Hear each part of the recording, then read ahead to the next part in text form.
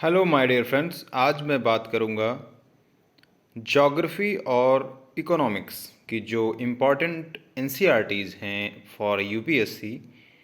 आपके लिए कौन कौन सी एनसीईआरटीज़ इम्पॉर्टेंट है, कौन सी आपको पढ़ना है और कौन आप छोड़ सकते हैं, इसके लिए मैं आपको बताऊंगा इस वीडियो में, तो आप बने रहिए। और अभी तक अगर आपने हमारे चैनल को सब्सक्राइब नहीं किया है तो प्लीज़ सब्सक्राइब कर लीजिए। ऐसे ही इम्पोर्टेंट वीडियोस आपके लिए जो आपके जर्नी में हेल्पफुल होंगे आपके लिए मैं बनाऊंगा, और आगे भी वीडियोस इस चैनल पे आएंगे इससे रिलेटेड। और चूँकि मैं भी एक एस्पिरेंट्स हूँ तो मैं समझता हूँ प्रॉब्लम्स क्या क्या स्टूडेंट्स के सामने आती हैं, और मैंने भी प्रॉब्लम्स फेस करी है।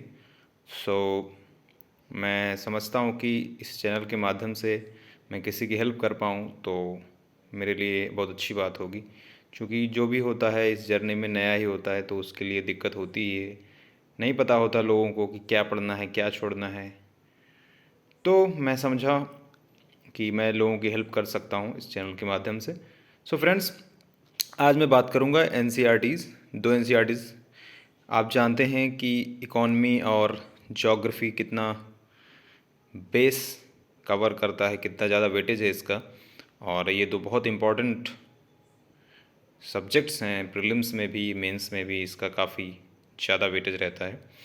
सो ये सामने आपके कुछ एनसीईआरटीज़ हैं, मैं एक एक करके आपको दिखाऊंगा। सो पहले मैं बात करूंगा इकोनॉमिक्स के लिए। तो आपके सामने ये माइक्रो इकोनॉमिक्स और मैक्रो इकोनॉमिक्स क्लास 12th की बुक आपके सामने रखी गई है, और इसमें से मैं बताऊंगा आपको कौन सी छोड़ना है, कौन सी पढ़ना है, जो कौन सी ज़्यादा इम्पॉर्टेंट है आपके लिए। तो फ्रेंड्स, माइक्रो इकोनॉमिक्स आप छोड़ सकते हैं क्योंकि इसमें काफ़ी ज़्यादा डिटेलिंग रहती है और ग्राफ वगैरह ज़्यादा इसमें आते हैं। बेसिकली स्टैटिक्स का पोर्शन ज़्यादा इसमें होता है, और इतनी ज़्यादा डिटेलिंग में क्वेश्चंस मैं समझता हूँ यूपीएससी में आते नहीं हैं, और इसलिए मैं समझता हूँ इस बुक को आप छोड़ सकते हैं। अब अगर आप पढ़ना ही चाहें तो पढ़ भी सकते हैं, बट मैं समझता हूँ इसको आप छोड़ सकते हैं।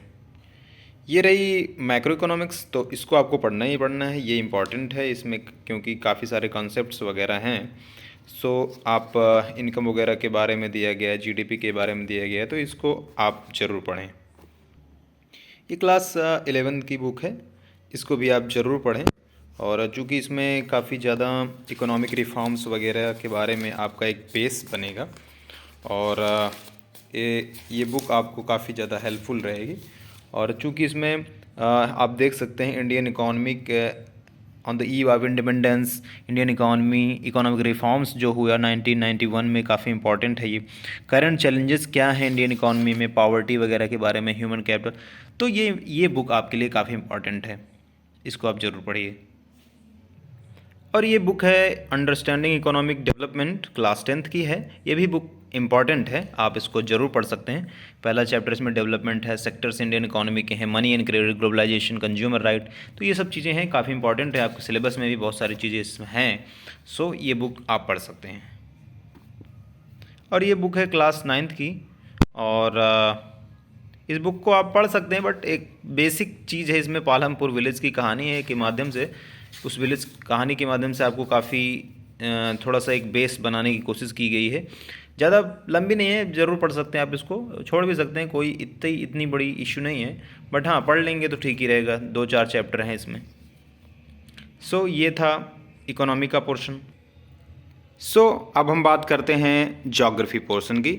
तो ये आपके सामने 4 बुक्स आपको दिख रही होंगी, और अब Indian people and economy, fundamental of human geography, ये क्लास 12th की दोनों बुक हैं। और ये इंडिया फिजिकल इन्वायरमेंट और फंडामेंटल्स ऑफ फिजिकल ज्योग्राफी, ये क्लास 11th की बुक है। ये चारों बुक बहुत इंपॉर्टेंट है। तो पहले मैं क्लास 11th की बात करूँ, फंडामेंटल्स ऑफ फिजिकल ज्योग्राफी और फिजिकल इन्वायरमेंट, ये 2 पार्ट में है, और ये बुक काफ़ी बेस बनाएगी आपका, और बहुत इंपॉर्टेंट बुक्स है। प्रीलिम्स वगैरह में क्वेश्चंस आपसे पूछते हैं, मेंस में भी आपके पास एक कंसेप्ट बिल्ड होगा तभी आप आंसर लिख सकते हैं। तो ये दोनों बुक बहुत इंपॉर्टेंट हैं। फिर मैं बात करूं क्लास 12th की ज्योग्राफी, जो 2 पार्ट में, इंडियन पीपल एंड इकॉनमी और फंडामेंटल्स ऑफ ह्यूमन ज्योग्राफी। ये भी ह्यूमन ज्योग्राफी और पीपल एंड इकॉनमी समझने के लिए बहुत इंपॉर्टेंट बुक है, और इसको भी आप ज़रूर पढ़िए।